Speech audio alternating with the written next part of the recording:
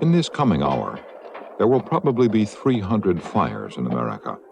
1 person will die, 3 will be seriously injured, physically or psychologically disfigured for life. There will be 8,760 such hours of fire this year. The young and the old, the helpless, are most susceptible. And each fire hour will cost the country $2 million, $20 billion a year, on top of the 8,000 dead, the 24,000 seriously injured, and the pain and the misery. And it seems to be getting worse. Didn't most of us think that modern high-rise buildings, like the MGM Grand Hotel, Las Vegas, were fire-safe? So why, one morning in 1980, did 84 people die?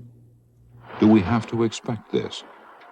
For while America leads the industrialized world in fire deaths, 9 out of every 10 of these deaths should be preventable. Fire in America can be reduced. To understand how, we need to start understanding the reality of fire. A fire can be ignited in a sofa or a wastebasket with an ordinary paper match, and within 2 minutes, that room can be completely lethal. This is a fire test in a mobile home. The fire is started in a wastepaper basket. While this is a test to collect data to try to understand the process of fire, this is how a typically furnished mobile home can burn. It is now 4 minutes, 25 seconds into the burn. Anyone in the room, unaided, could not now control this fire. If they stayed, they might have barely 1 minute to live. 5 minutes and 11 seconds. What will shortly follow is called flashover. Everything in the room igniting. Most people have no idea how fast fire can spread. Most people don't know about flashover. Most people who have seen flashover are dead.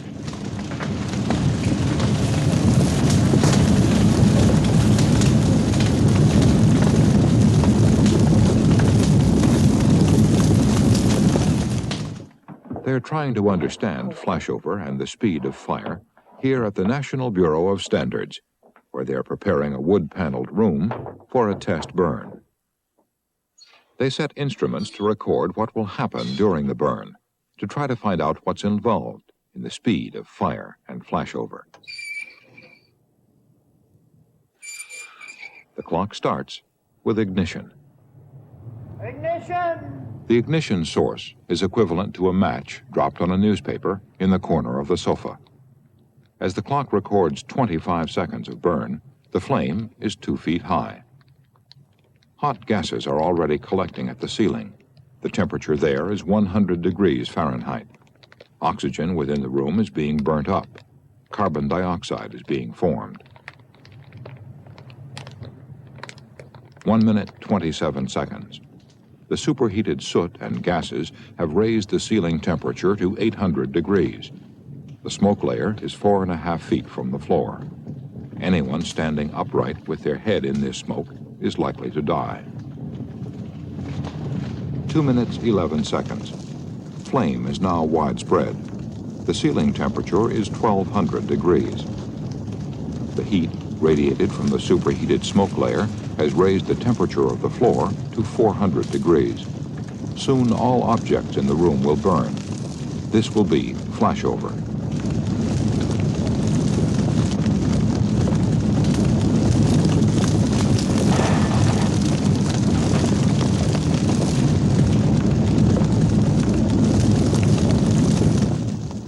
This test room burned for 4 minutes, from first flame to flashover. Then it was put out. In a home, the whole house would have ignited just minutes later.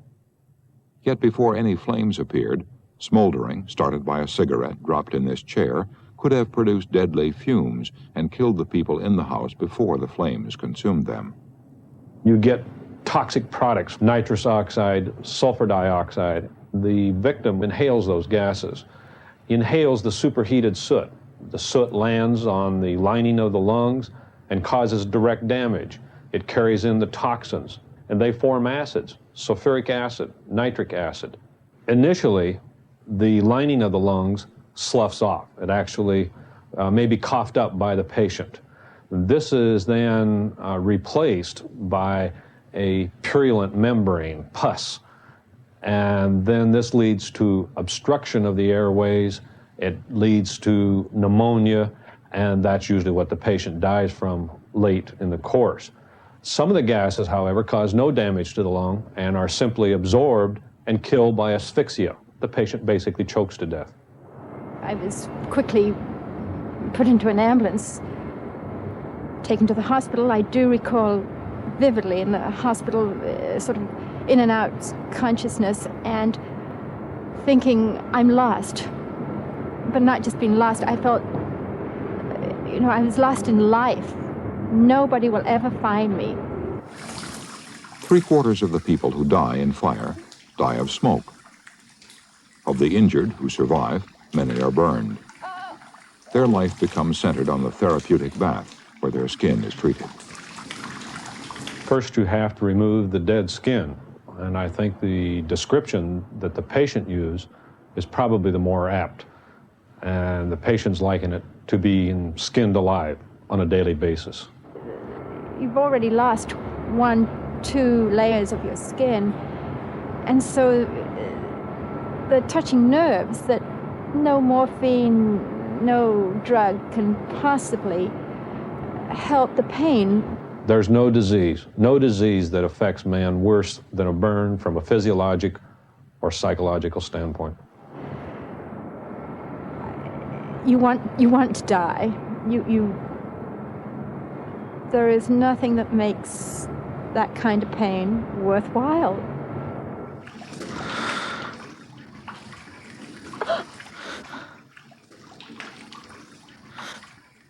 The cost of treating a major burn is $40,000 to $50,000 and months of pain. And then there can be years of psychological and physiological rehabilitation. The whole country pays the price. Yet we know this does not need to happen. In Zurich, Switzerland, in 1980, out of a population of 400,000, there were no residential fire deaths. In Boston, a city of 600,000, fire deaths have averaged 32 people in each and every year of the last decade. In Zurich in 1980, there were only 28 fires that spread beyond one room. Of these, in only 8 in the whole city in the whole year did flames burst outside the building or onto another level. In Boston in 1980, more than 200 fires were of this intensity.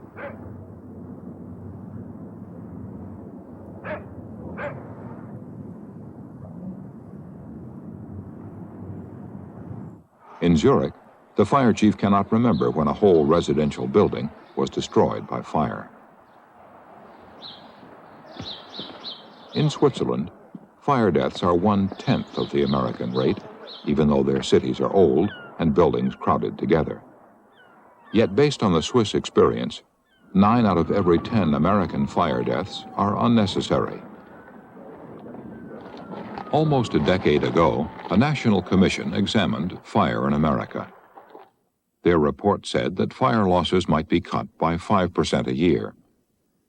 By today, that would have saved 13,000 lives, 40,000 injuries, and billions of dollars. But the 13,000 lives have been lost. The 40,000 have been injured. The billions of dollars have been wasted. And America still burns. Who is responsible? Why has nothing been done? What can and should be done? I don't want to set the world on fire. I just want to start a flame in your heart. We went out to Las Vegas at the MGM for a fun-filled weekend, and I lost 2 of my friends in that fire. A lot of people, like in the rooms and things like this, did not know what was happening. There was some couples just sitting at the table, like looking out the window. No sign of struggle or anything, and they just expired on the spot. A lot of them did. You could see where they were clawing at walls and trying to get out and crawling, and found people in corridors and all places conceivable. But there were a number that just didn't even know what hit them. The MGM Grand Hotel, Las Vegas, only 7 years old, built in 18 months by advanced technology.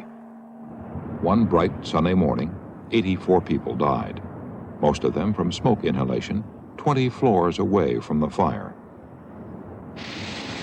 7 weeks later, 28 died in a New Jersey nursing home.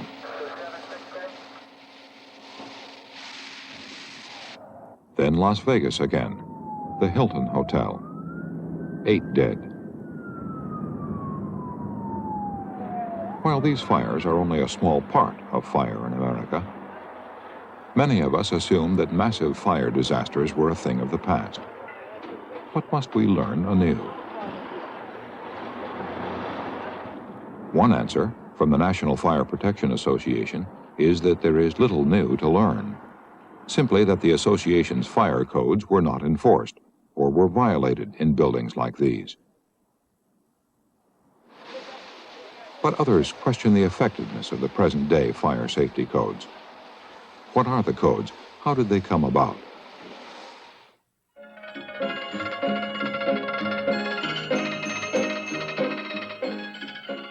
As American cities grew in the 19th century, with the flood of new immigrants, so they burned down. Insurance companies were faced with bankruptcy. Premiums skyrocketed. It was all very bad for business. Then the insurance industry set up the National Fire Protection Association, and an ingenious solution was devised: codes and compartmentation. Build firewalls between buildings. And within buildings, fire floors. The walls and floors would be made of tested and rated materials manufactured according to written codes. Fire would be held within a compartment until the firefighters arrived to put it out.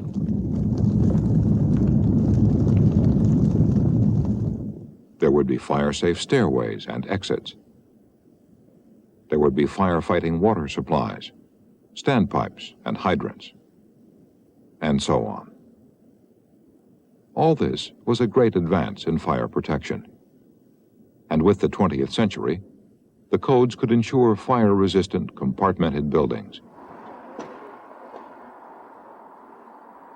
Even as skyscrapers grew far beyond the reach of the longest fire ladders, compartmentation worked. Even when a gasoline-loaded bomber hit the 79th floor of the Empire State Building and burst into flames in 1945, the fire was contained.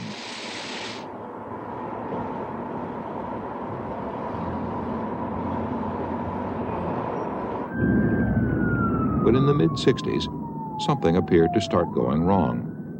Fire and deadly smoke seemed to get out of control in modern high-rises in both America and some other countries.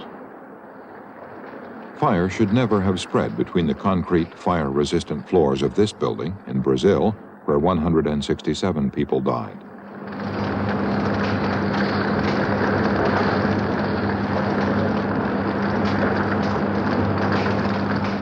In the United States today, the fire codes are still written by the National Fire Protection Association, the NFPA. It is still a private organization which sells its codes to local authorities who adopt them, in whole or in part, to become local law and to safeguard large buildings from fire.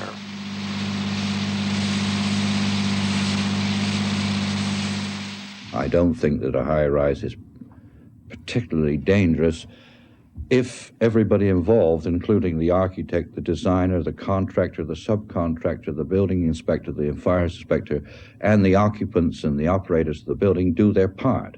I think principally a lot of folks had the impression that fire-resistive concrete and steel tall buildings would not have a fire spread vertically to a high degree. And we found out that wasn't true.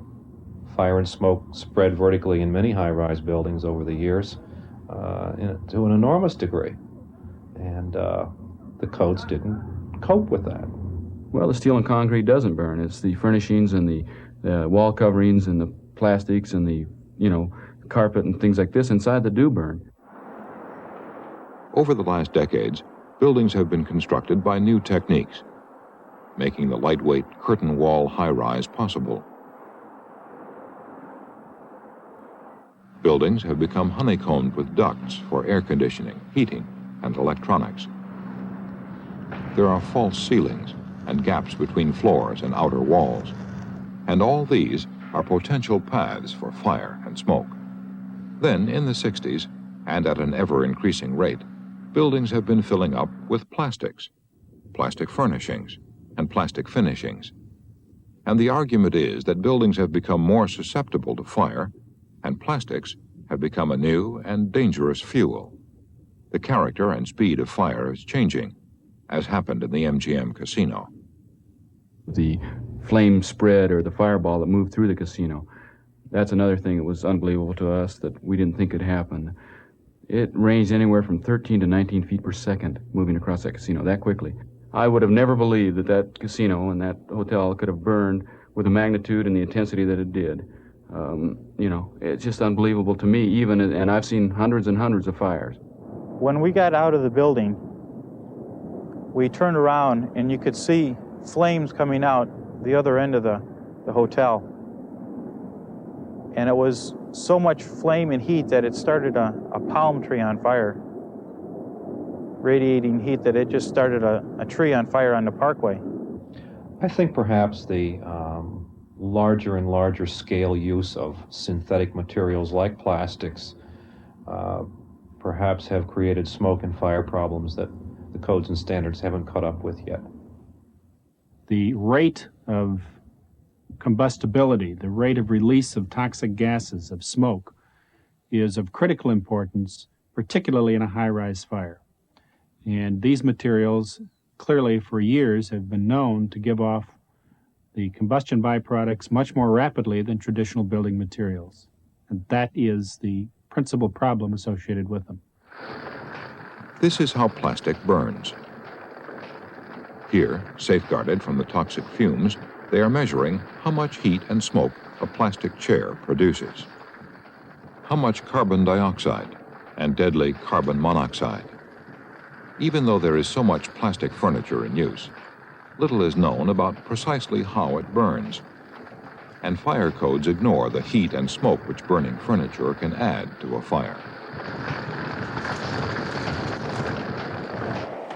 Plastic building materials, like these panels, do come under the codes. They must be tested and rated.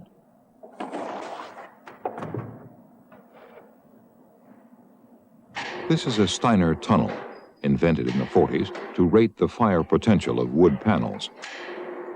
It's used to measure how flame spreads along the panels when they're ignited at one end inside this tunnel. The rating scale is 0 to 225. A rating below 25 is considered fire-safe and non-combustible. But for a decade, tunnel ratings have been criticized as being misleading in predicting how plastic, as opposed to wood, will burn in an actual fire. Yet Underwriters Laboratory, one of the country's largest and best-known private safety testing organizations, still performs the tunnel test for plastic manufacturers. The tunnel test has been shown to provide a high degree of correlation with real-life configurations, and we've studied that. We've conducted experiments in full-scale fire tests where we have examined the kind of fire that typically occurs in ignition stage of fire, the stage that we're interested in when we're talking about the tunnel. There are aspects of the Steiner tunnel test which, when applied to plastics, provide some grossly misleading information. This room is paneled with plastic rated at 40 by a tunnel test. That's just over the fire-safe, non-combustible rating. The newspaper fire in the corner should not easily ignite this 40-rated material. Even if part of this material does catch fire, the burning should not quickly spread. A similar room, paneled with plywood rated much higher at 100, would take close to 20 minutes to really burn. But this is 40 rated plastic. It is now 1 minute 25 seconds into the burn.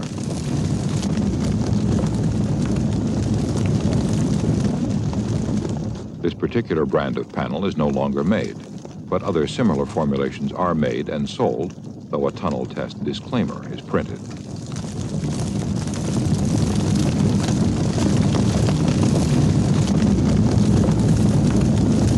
Well, again, I would refer to large-scale fire test studies that Underwriters Laboratories has done that have been published and have been made available to people throughout the code process, insurance authorities, regulators, government, consumers, what have you.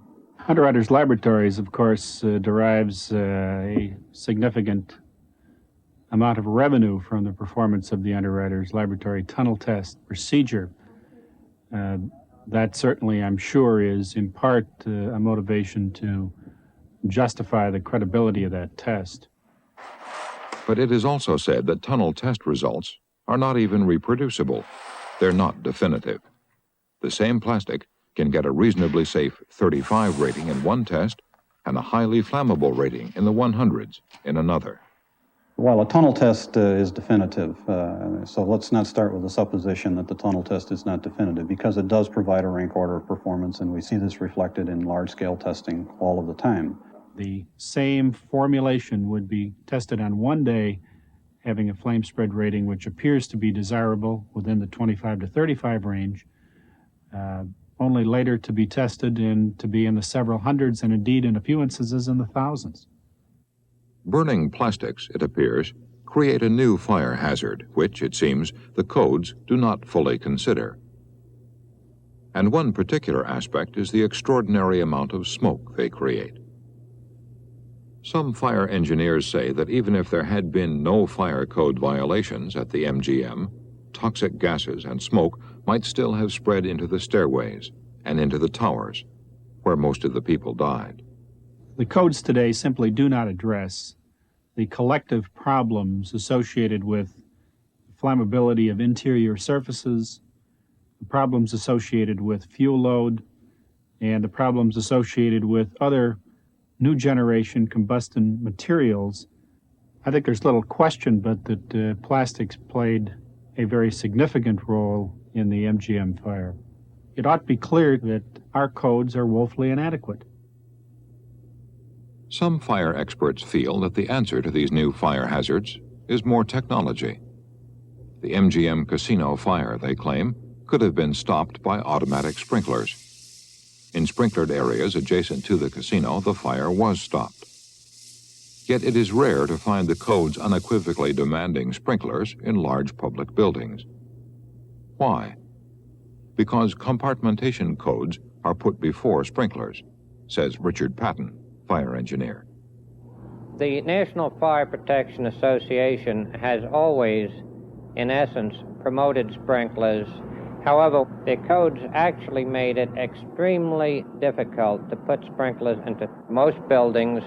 I believe that there's been a conspiracy to prevent the use and development of low-cost fire sprinkler systems that could go into buildings at a very economical cost. They've regulated the fire sprinkler system to the point where sprinklers have not been installed in more than 90% of the buildings that need them. Richard Patton is a maverick, for while sprinklers should be part of fire safety in buildings like the MGM, Patton sees automatic sprinklers as a total answer to the fire problem everywhere. And he sees the fire establishment as the enemy, tied to the vested interests of their codes. The National Fire Protection Association produces and markets fire codes, and they also promote those codes and try to get everybody to adopt them, to buy them, and to use them. If they investigate the fire, they will invariably find that the fire was caused by failure to use the National Fire Protection Association standards. There is no conflict of interest between a group of investigators from the National Fire Protection Association going out to investigate a fire and feeding that into the people who write the codes, because the investigation is carried out by staff people the codes and standards are written by non-staff members of NFPA who are in fact drawn from all interest groups and are only connected with NFPA because they serve on a committee. They have no financial interest in NFPA or no involvement other than that. The people who are primarily behind the code, who contribute the greatest amount of effort to the codes, are the people who make money from fire. They sell fire protection products or services. They have a vested interest in the code. The code is a method by which they sell their products. If the suggestion is that the fire equipment manufacturers somehow control the National Fire Protection Association's standards and codes and that there is a conflict of interest, that is not true, and it's been scrutinized many times to make sure that that doesn't exist, and it doesn't exist. I say that the codes are suspect. I say that America leads the entire world in two categories. We have more fire codes than any other nation on earth. We have more fire casualties than any other nation on earth. We seem to have a direct correlation between the number of codes and the number of people who are dying. These are the 16 volumes of the American National Fire Protection Association codes. 1/8 their size are the 2 volumes of the City of Zurich codes. The fire death rate in Switzerland is less than 1/8 that in America. In Zurich, chimney sweeps are required to clean and inspect every home twice a year.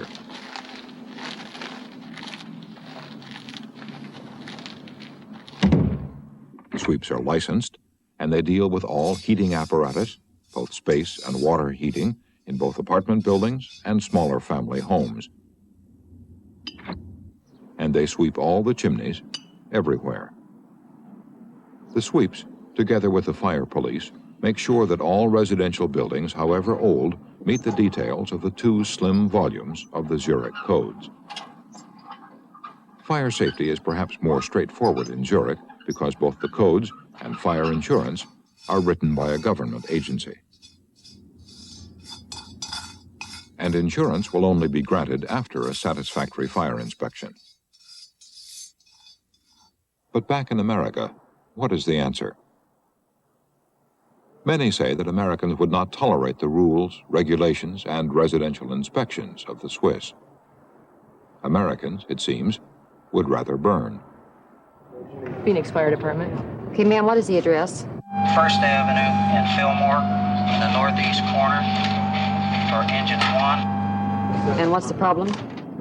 Okay, get everyone out of the house and we'll have units there immediately. Pre-alert. Residential alert, 1253, east baseline, 1253. All right, I want you to get everybody out. We're going to have someone right there. Stay on the phone. Alert, Car 1235, east baseline. Engine 4 on the scene. If Americans won't respond to regulations, would they respond to something far more radical, like new codes based on the science of fire, relevant to today's technology and environment? But is fire science a developed enough science to help write new and effective codes to deal with fire?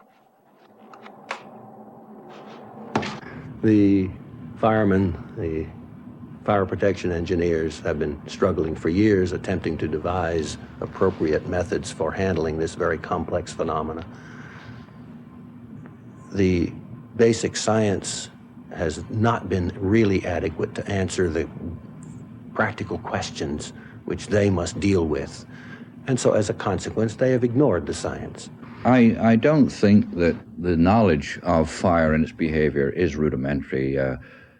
You can go back to 1909 and when von Schwartz in Germany published his book, Fire and Explosion, and much of what was written in that book is still being brought out as a new discovery. In other words, we tend to reinvent the wheel. It isn't a case of reinventing the wheel.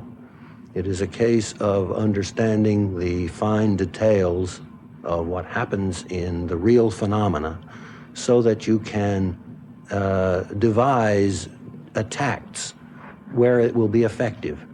If you wish to conquer polio, you better find out what precisely the polio virus does and how it does it. The same is necessary in fire, and the definitive book, which might have been adequate for various practical purposes, has not really conquered the subject.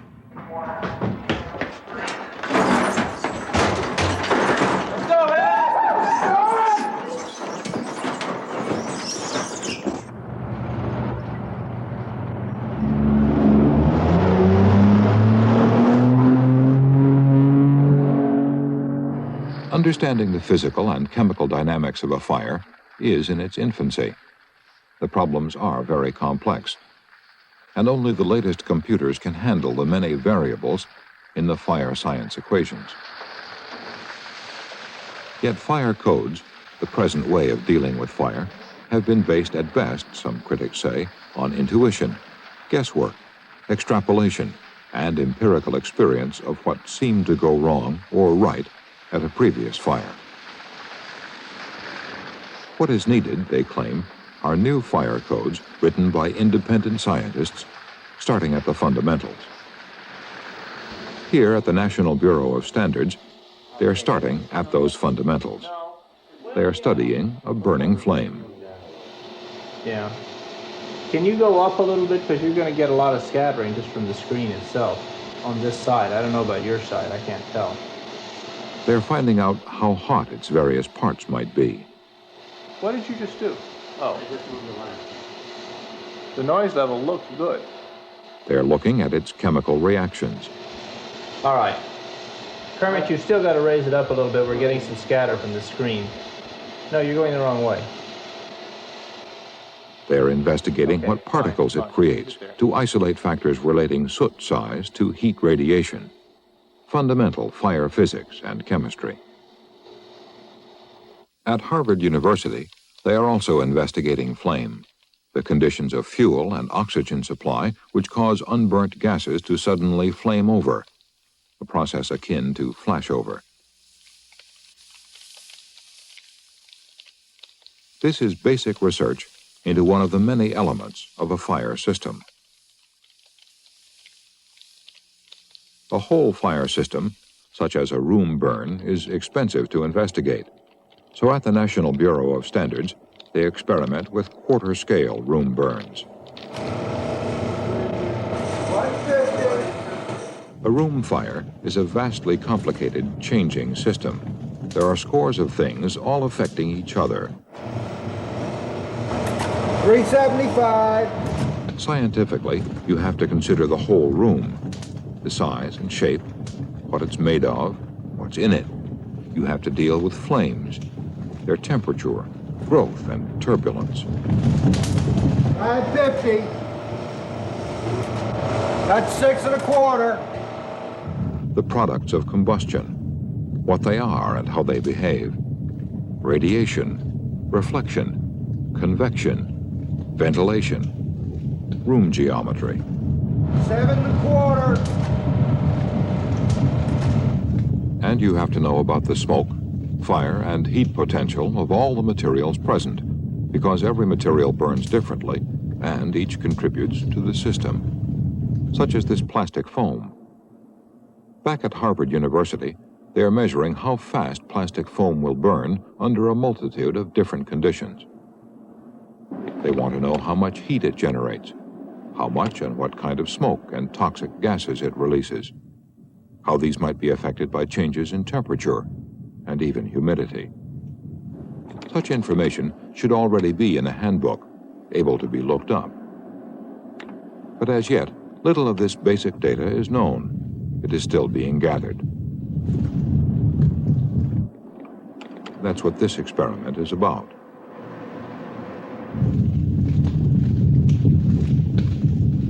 In order to accomplish a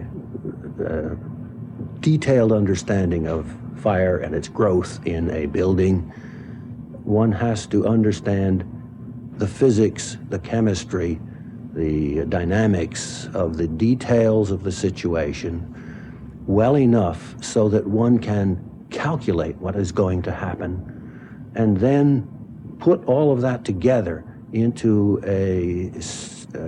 expressed by equations, into a form that would permit us to calculate what happens if a whole building complex were ignited at some point and the fire were to grow.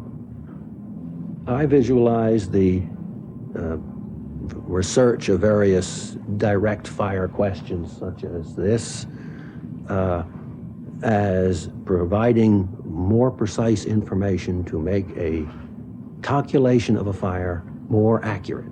When it is attained with sufficient accuracy, I believe it will, and let's speak to the ultimate position, I believe it will replace present codes. A new goal, scientifically based fire codes. At present, it's a research program. But this program at Harvard can already simulate the process of a simple room fire on a computer. Punch in the information, the room size and shape, its windows, doors, the materials it's built of, and all the objects in the room, where they are and their fire properties. And if the program's running right, the data for each second of the simulated fire will flash out. We're now 330 seconds into the run, just about. That's 5.5 minutes. It's an inferno. If there had been other objects in there, they would all have flammable objects. They would all be burning by now, and the place would be absolutely impossible for any kind of life. There would be flames. Presumably there are now flames shooting out the window or the doorway.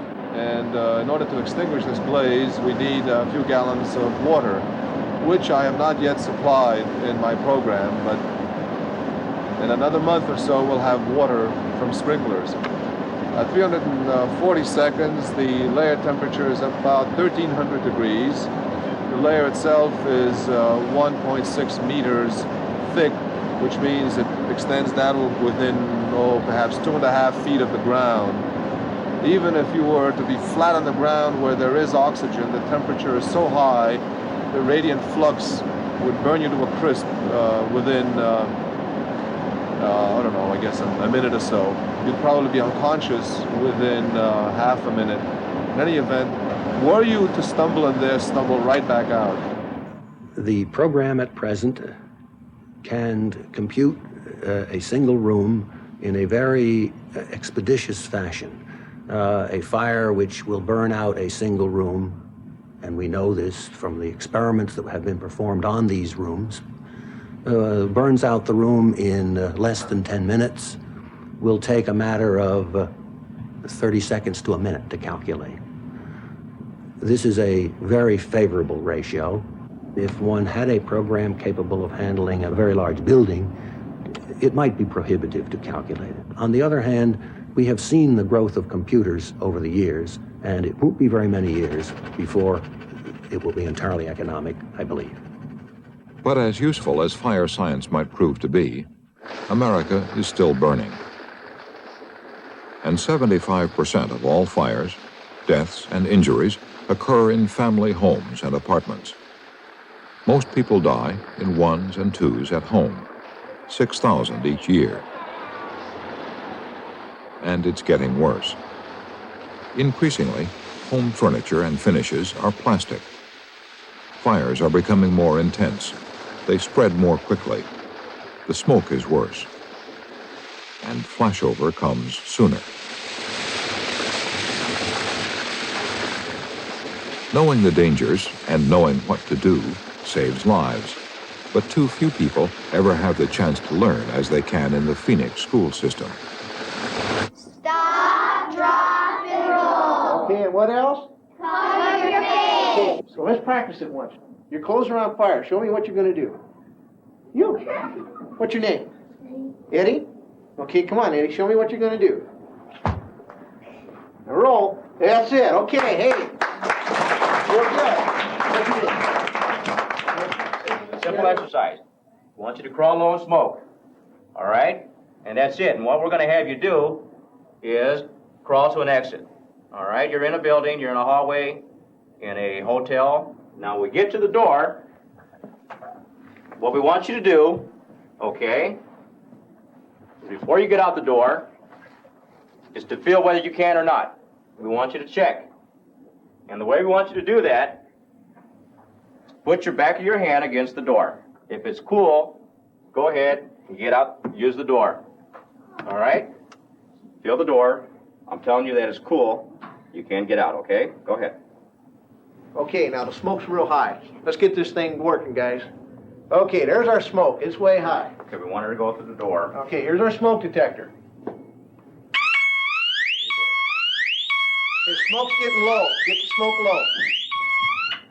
Keep it going. Okay, see, she crawled real low in the smoke. See, the smoke's still getting low. How many have smoke detectors in their home? The reason we want to impress upon you why it's a good reason to have a smoke detector is because at night, one of the first things that goes to sleep, okay, is your nose. If you're asleep, you won't smell smoke. You won't smell smoke. There are different types of smoke detectors. A couple of sounds. This is one sound.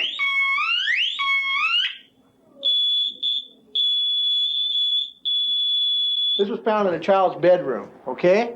And I want each one of you to show me a toy that's in here. But I don't want any of you to show me the same toy, okay? Let's name different ones. Let's see how many we can find.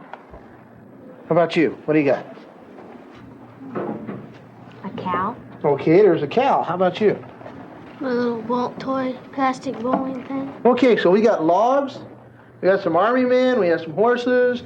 Okay, all these will burn, right? Yes. Yes. But if they burn up, you can replace them, right? Real easy. Yeah. Huh? Yeah. Okay, now I got something else I want to show you. What's this? Ashes. Shoes. Shoes. Shoes. Shoe. That's somebody's shoe, isn't it?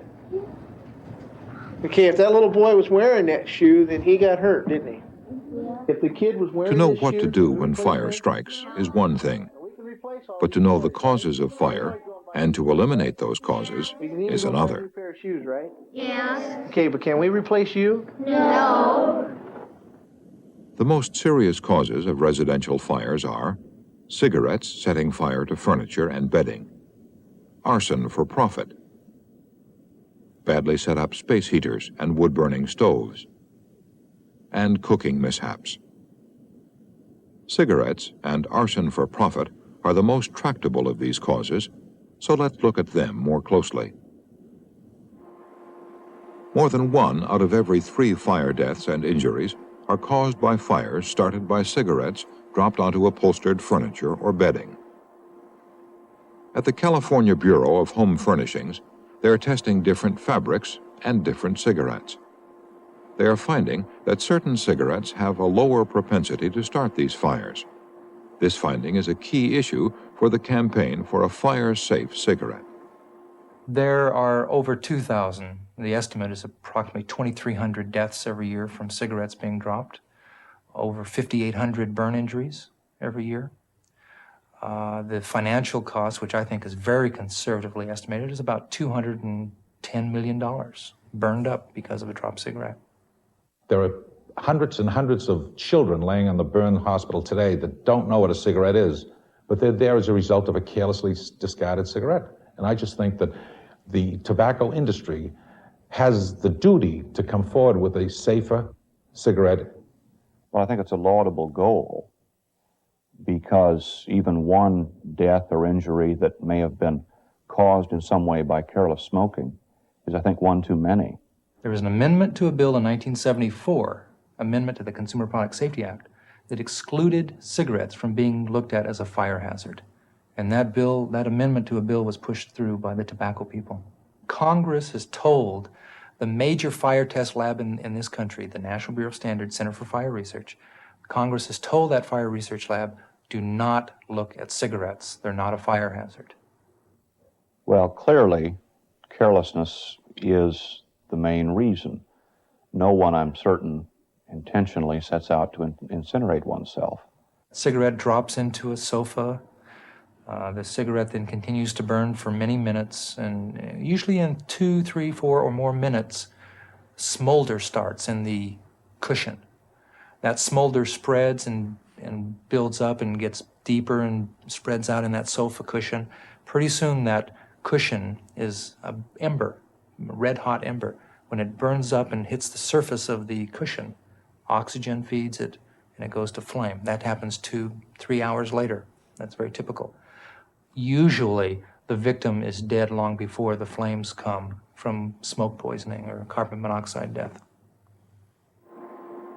But if a cigarette didn't burn hot enough to start a smolder, or if it went out within 2 minutes if it weren't puffed, these fires might be avoided.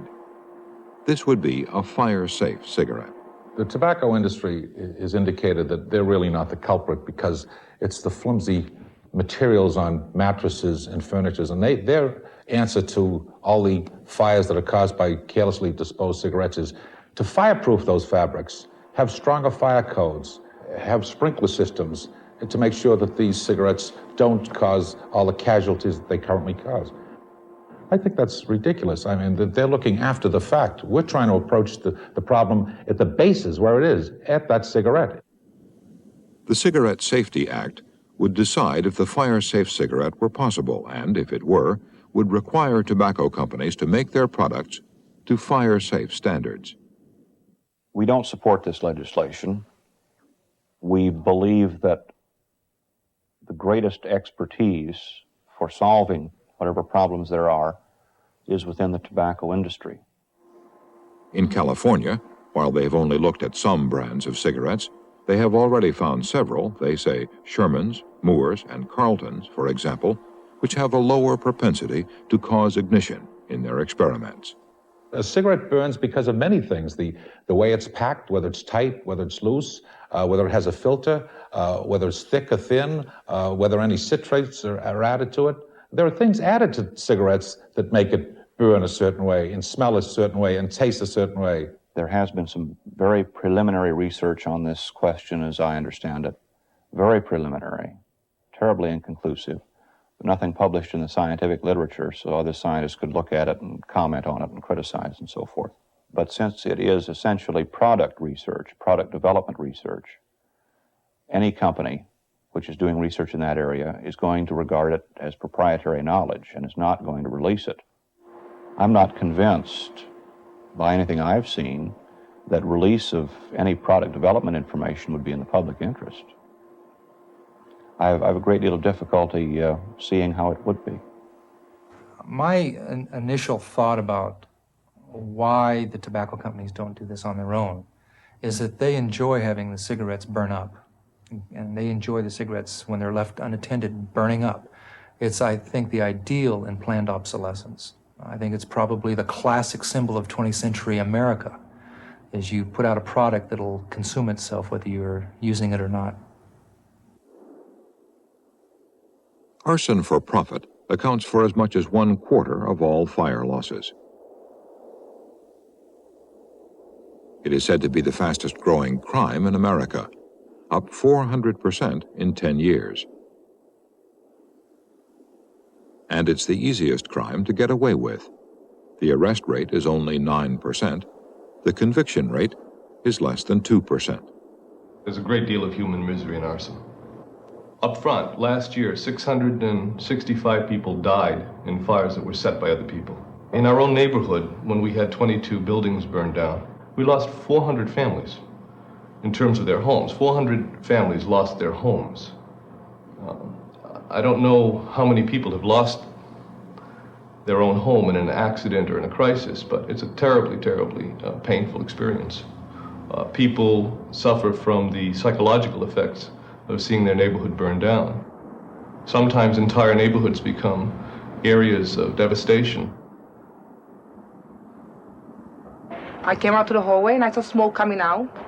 I tried to kick the door in, I thought it was something small, and the door didn't want to kick in, and all the smoke was coming out, and all of a sudden, just the flames came out, and the hall went on fire. There was no place to run, so I grabbed the kids and I went to the next door to his house, and I thought I lost my daughter in the fire because I couldn't find my daughter, my 8-year-old, and I was looking all over, but the flame was just hitting me, I just couldn't come back to the hallway. Gritó por la ventana, papi, papi, fuego, fuego. Entonces yo corrí. He says the day after fire, he was going down with his wife, and he had left, there was a girl left in his house, and he heard somebody screaming in the window when he got outside, because it was so fast that when he got outside, he heard the girl screaming out the window, "Daddy, Daddy, there's fire in the house," So they got panicked, and they just started running into the hallway. But when they got upstairs, the hall was in flame already, and they had no chance to get inside the house. There are people who say the causes of arson are revenge fires, kids, vandals, Puerto Ricans, blacks. In fact, one fire chief I spoke to said we don't have an arson problem, we have a Puerto Rican problem. Arson rings are characterized by insurance, adjusters, lawyers, property, people who deal in property, owners of buildings, people in the fire department, people in the police department, people who work in the state fire marshal's office, people in whose interest it would be to have a fire. And in general, ironically, that doesn't involve people who live in the properties. I don't know why the public doesn't see arson as a crime. In the first place, if you're to take all of the crimes committed in the United States and you add up all of the money lost last year, every single dollar lost in every form of crime, you will not arrive with as much money as the one crime of arson. It is the country's most expensive crime. Arson is really very simple. It happens in one of two areas, an area that's getting rich or an area that's getting poor. It does not happen in stable neighborhoods. People buy into poor neighborhoods and jack up the worth of buildings on paper, then burn them down to collect insurance proceeds. That's in areas where the building burnt down is worth more than the building sold.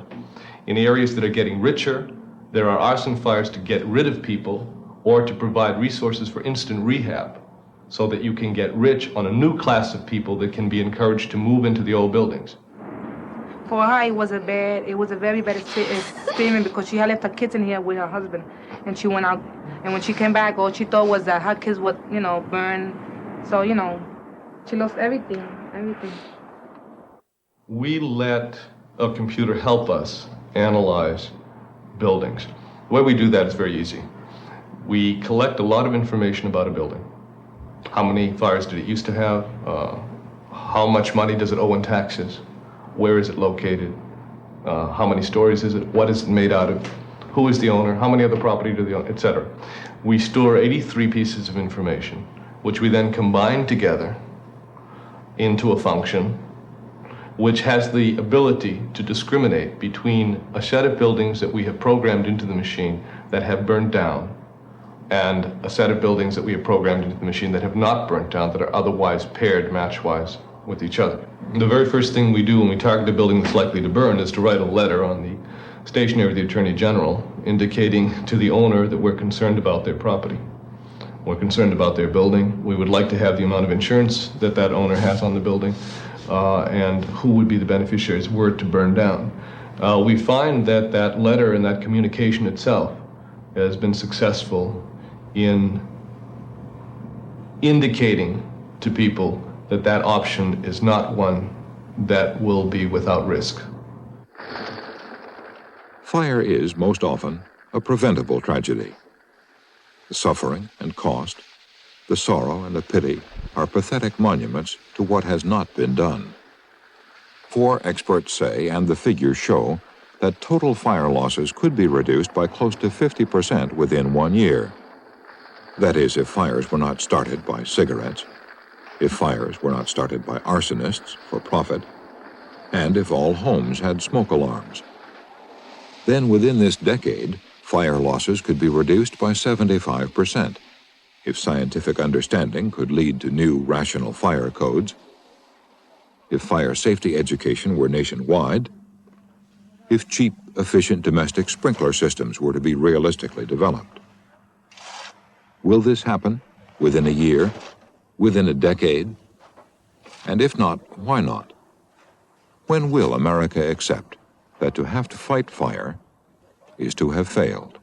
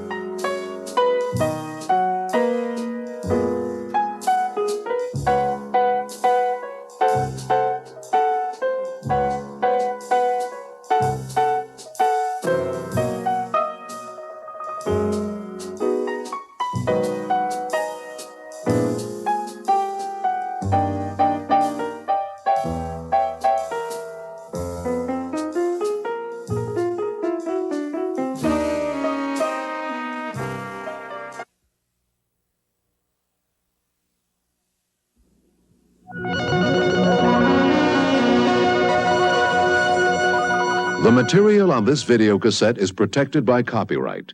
It is for private use only, and any other use, including copying, reproducing, or performance in public, in whole or in part, is prohibited by law.